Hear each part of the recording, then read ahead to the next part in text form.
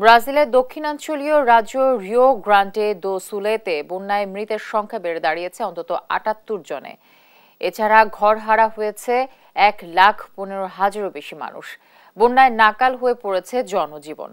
রোববার নিখোঁজ হওয়ার খবর পাওয়া গেছে শতাধিক মানুষের, যা গত দিনেও ছিল ৭০ জন। কয়েকদিনের ঝড় ও বর্ষণে উরুগুয়ে ও আর্জেন্টিনার সীমান্তবর্তী রাজ্যের প্রায় বেশিরভাগ শহর বন্যায় প্লাবিত হয়েছে। প্রবল বৃষ্টির কারণে জলবিদ্যুৎ কেন্দ্রে ভূমিধস এবং একটি বাঁধ আংশিক ভেঙে যায়। এছাড়া বন্যায় বেশ কয়েকটি শহরের রাস্তা সেতু ক্ষতিগ্রস্ত হয়েছে। রোববার সন্ধ্যায় বিদ্যুৎবিহীন হয়ে পড়ে রিও গ্রান্ডে দো সুলে শহরটি। এছাড়া সুপেয় পানির সংকটে পড়েছেন জনসংখ্যার প্রায় ১/৩ মানুষ। এছাড়াও বন্যায় প্লাবিত এলাকা থেকে দুর্গতদের উদ্ধার করে নিরাপদে আশ্রয়ে পাঠানো হয়েছে।